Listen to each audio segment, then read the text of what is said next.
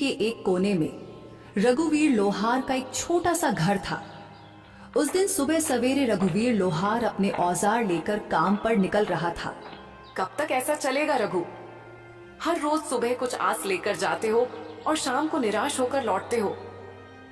क्या तुम्हें नहीं दिखता कि पूरे गांव में सबसे बुरी हालत हमारी है?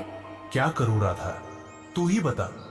मेरी किस्मत ही फूटी हुई है, तो मैं क्या कर सकता हूं। जब भी हालात सुधरने लगते हैं, कुछ न कुछ ऐसा हो जाता है कि फिर से सब कुछ बिगड़ जाता है। अब देख, पहली बार जैसे तैसे कुछ जमा किया, तू बीमार पड़ गई, सब खर्च हो गया। फिर रतन के पैर में वो गहरी चोट, पूरा इलाज करवाने में फिर से सब कुछ खत्म हो गया। तभी 10 साल का रतन दौड़ता हुआ आया और उसकी मासूम आंखों में भूख थी, पर मन में कुछ कहने की हिम्मत भी। पिताजी, मेरे मन में कई दिनों से अच्छा खाना खाने की इच्छा हो रही है। हमारे घर में दूसरों की तरह पकवान क्यों नहीं बनते? रघुवीर की आंखें नम हो गईं। तू चिंता मत कर बेटा, हमारे दिन भी जरूर बदलेंगे। एक वक्त आएगा जब हम लोग दूसरों से भी अच्छे पकवान बनाएंगे, फिर तेरा जो दिल करेगा वही खाएंगे। लेकिन पिताजी, एक बात बोलूं? जब पड़ोस की ताई अम्मा के घर से पकवानों की खुशबू आती है ना, तो मैं तो खींचा चला जाता हूं।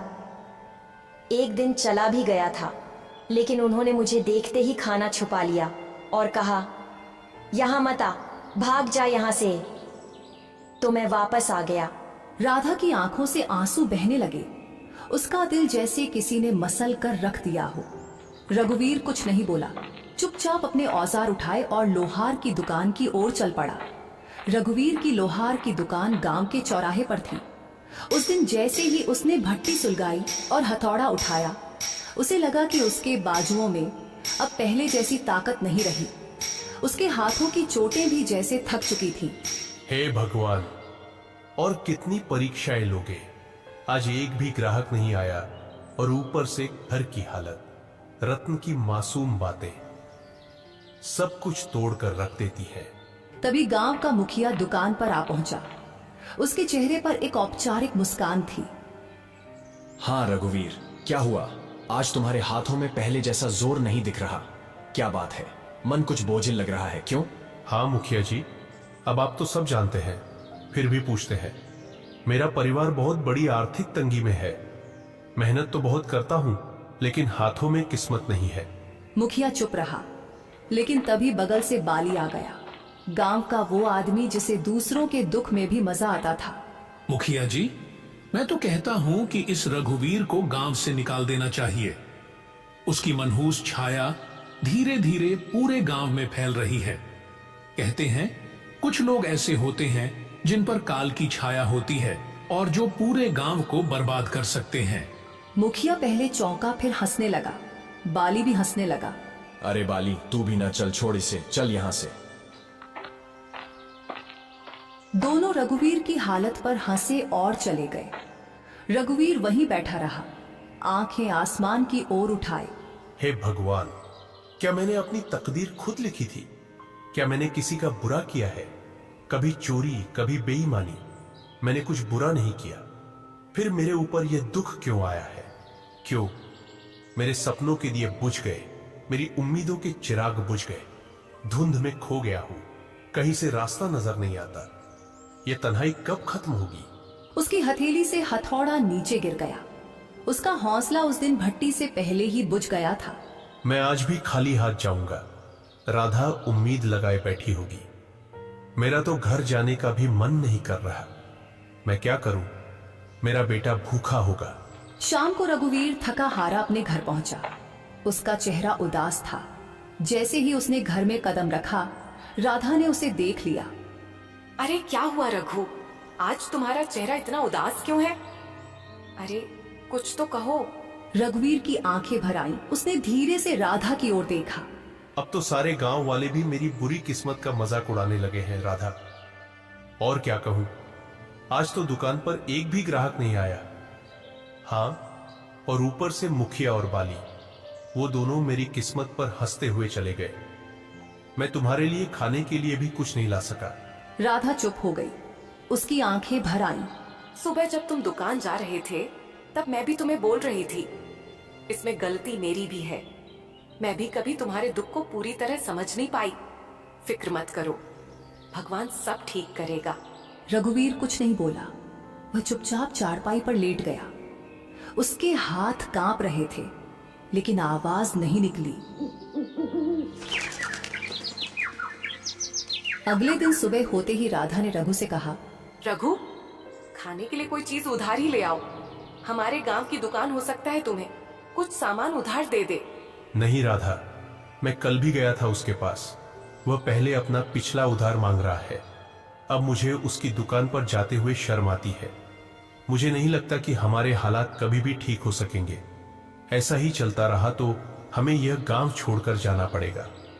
गांव में 2-3 लोगों से पहले ही मैं उधार ले चुका हूं। अब मेरे अंदर इतनी हिम्मत नहीं कि किसी और से उधार मांग लूं। सबको पता है कि मैं उधार लेकर वापस नहीं करता। वापस करूं भी तो कहां से? हमारे पास इतने पैसे होते ही नहीं, जो आते हैं वो लग जाते हैं। हाँ रघु, यह तो है। भगवान पता नहीं किस बात की सजा दे रहा है हमें, लेकिन हमें उम्मीद रखनी चाहिए। हमारे भी दिन एक दिन जरूर बदल जाएंगे। यह बात तो मुझे तुमसे सुनते 10 साल हो गए हैं। आज तक ऐसा दिन नहीं आया। वह चुपचाप घर से निकल पड़ा और सीधा जंगल की ओर चल दिया। उसका दिल बहुत भारी था, आंखों में उदासी थी और कदम जैसे बेजान थे। दिमाग में बार बार एक ही ख्याल आ रहा था, क्या जिंदगी का यही अंत है? क्या मैं अपनी तकलीफों से हमेशा के लिए मुक्त हो जाऊं? रघुवीर आत्महत्या के विचारों में डूबा हुआ गांव की सीमा तक पहुंच चुका था। तभी सामने से मुखिया आता हुआ दिखाई दिया। अरे रघुवीर, आज दुकान नहीं खोली क्या? तुम तो सीधे जंगल की ओर निकल पड़े हो। क्या बात है? अब लोहार से लकड़हारा बनने का इरादा है क्या? रघु चुप रहा। वह पहले से ही उदास था। उसके पास मुखिया को जवाब देने के लिए कोई भी शब्द नहीं थे। चलो अच्छा है, लकड़हारे भी बुरे नहीं होते। कम से कम जंगल में कोई तुम्हारी किस्मत का मजाक तो नहीं उड़ाएगा ना। मुखिया हंसता रहा और चला गया। रघुवीर बिना कुछ बोले जंगल की गहराई की ओर बढ़ गया। रघुवीर अब थक चुका था। उसके पैर जवाब दे चुके थे। वह एक घने वृक्ष की छाया में बैठ गया और आसमान की ओर देखने लगा। मैं मर्द हूं ना, इसीलिए किसी के सामने रो नहीं सकता। अगर राधा और रतन मुझे रोते हुए देख लेते तो उनका मनोबल टूट जाता।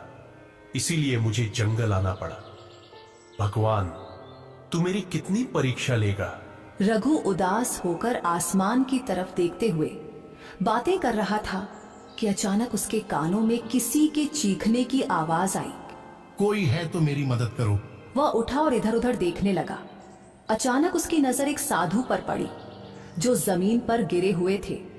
रघुवीर तुरंत उनके पास गया। साधु महाराज, आपको क्या हुआ? आप ऐसे क्यों पड़े हैं? बेटा, मैं राज की ओर जा रहा था कि रास्ते में मेरे पैर में जोर की मोच आ गई।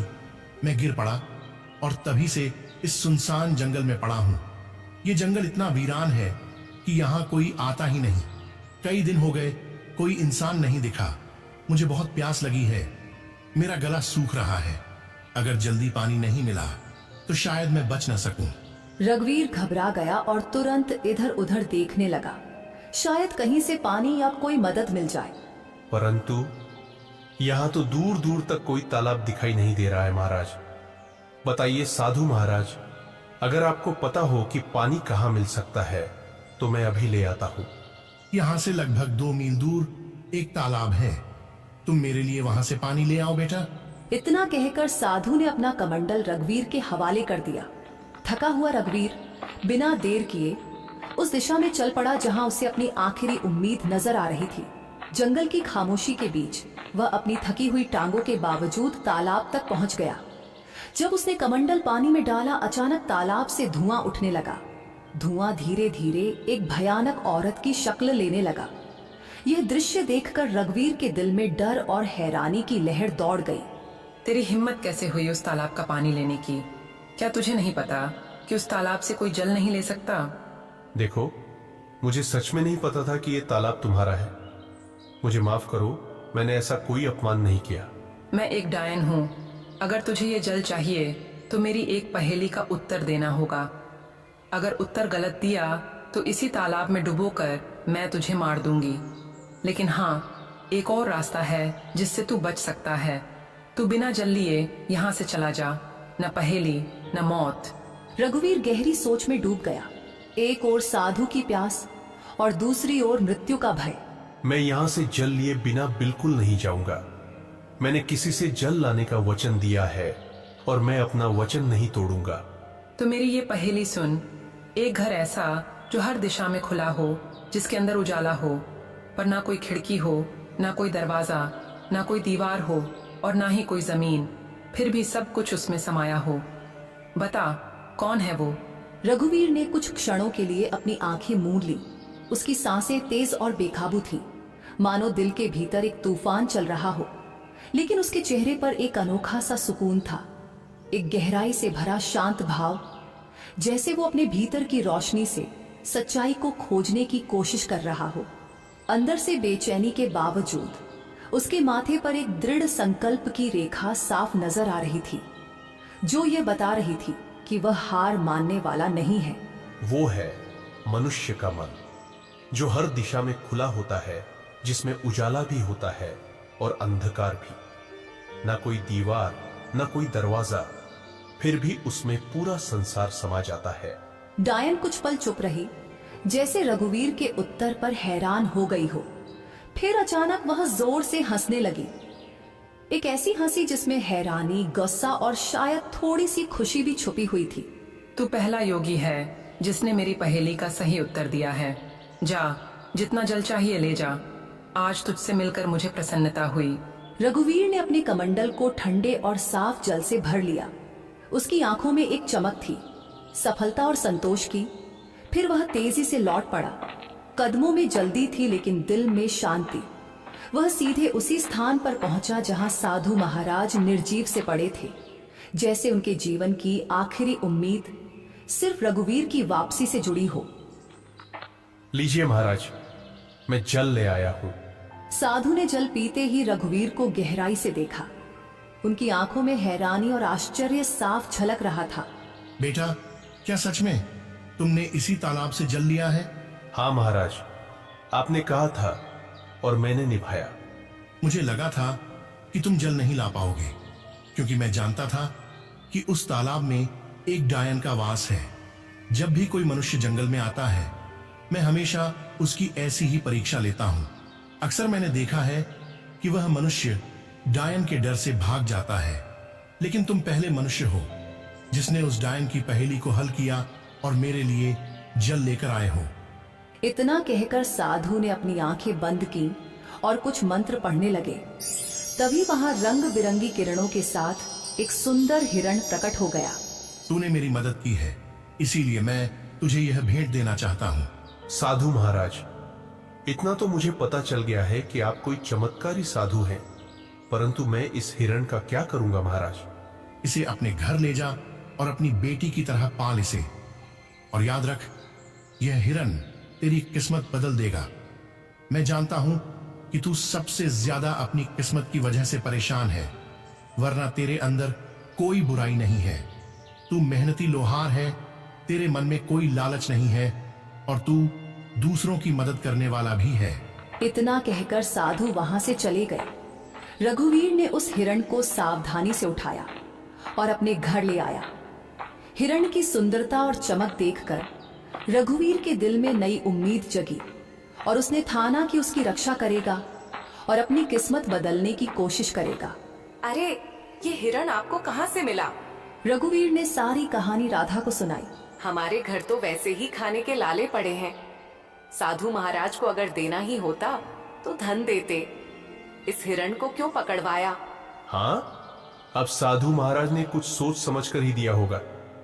उन्हें भी तो हमारी इस हालत के बारे में अच्छी तरह पता था। तभी वहां रतन आ गया। पिताजी, यह हिरण वाकई बहुत अच्छा है। मेरे साथ तो अब गांव का कोई भी बच्चा नहीं खेलता, क्योंकि हम गरीब हैं ना। लेकिन अब मैं इस हिरण के साथ खेलूंगा। इतना कहकर रतन हिरण को लेकर घर से बाहर चला गया और खेलने लगा। हिरण इतना सुंदर था कि जिस किसी की भी नजर उस पर पड़ती, उसका मन मोह जाता। अगले दिन जब रघुवीर अपने दुकान पर जाने की तैयारी कर रहा था, तभी गांव का जमींदार उसके घर आ पहुंचा। आप तो जमींदार हैं, मेरे घर पर क्या करने आए हैं? इससे पहले तो आप कभी नहीं आए। भला मुझ जैसे गरीब के घर में आपका क्या काम है? हाँ, बात तो तू सही कह रहा है रघुवीर, लेकिन बात यह है कि आज मैंने तेरे बेटे यानी रतन को एक हिरण के साथ खेलते देखा है।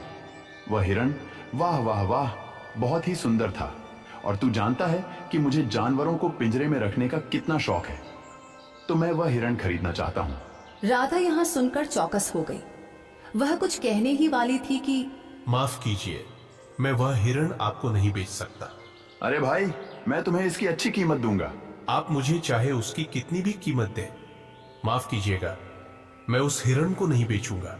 जमींदार क्रोधित होकर वहां से चला गया। आपने ये क्या किया? जमींदार हमें इसकी अच्छी कीमत दे सकता था, हमारी हालत कुछ बेहतर हो सकती थी। मैं यह हिरण नहीं बेचूंगा राधा, क्योंकि यह हिरण मुझे साधु महाराज ने भेंट किया है, और भेंट की हुई वस्तुओं को कभी बेचा नहीं जाता। कुछ दिन ऐसे ही बीत गए। रघुवीर और उसका परिवार हिरण से इतना जुड़ गया था कि उसे छोड़ने का ख्याल भी नहीं आता था। फिर कुछ दिनों बाद एक व्यापारी वहां आ पहुंचा। अरे भाई, मुझे तुम्हारा यह हिरण बहुत पसंद आया है। मैं तुम्हें इसकी मांगी हुई कीमत दूंगा। यह हिरण मुझे बेच दो। तुम चाहे मुझे कितना भी धन क्यों ना दो, मैं इसे नहीं बेचूंगा। अरे, तुम गरीब के गरीब ही रहोगे। तुम सामान्य लोहार हो, समझते ही नहीं कुछ। व्यापारी वहां से चला गया। राधा रघुवीर पर गुस्सा हो गई। जब से ये हिरण आया है, तब से हमारा खर्चा और बढ़ गया है। पहले जमींदार को लौटा दिया और अब व्यापारी को भी मना कर दिया। क्यों नहीं बेचा इसे? राधा, न जाने क्यों मुझे इस हिरण से अब एक खास लगाव हो गया है, और वैसे भी साधु महाराज ने कहा था कि इसे अपनी बेटी की तरह पालना। अब ये मेरी बेटी जैसा है, और भला कोई अपनी बेटी या को मांगी हुई कीमत पर बेचता है क्या? खुद सोचो ना। राधा यह सुनकर चुप हो गई और नम आंखों से मुस्कुराने लगी। धीरे धीरे वह हिरण उनके परिवार का हिस्सा बन गया। वहीं किशोनगर के राजमहल में उदासी छाई हुई थी। राजा विक्रम अपनी 20 वर्षीय पुत्री चंद्रलीका को देख रहे थे, जो बेहोशी की स्थिति में थी। उनके बगल में राजगुरु थे। राजगुरु, क्या मेरी पुत्री ठीक हो पाएगी? मैंने राज्य के बड़े बड़े वैद्यों को दिखाया, लेकिन कोई फायदा नहीं हुआ। महाराज, आपकी पुत्री को एक विचित्र बीमारी है। इसका इलाज शंभू है, लेकिन वह अत्यंत दुर्लभ है। तो फिर जल्दी से बताइए ना गुरुजी, इलाज क्या है? ध्यान से सुनिए। एक मायावी हिरण का आंसू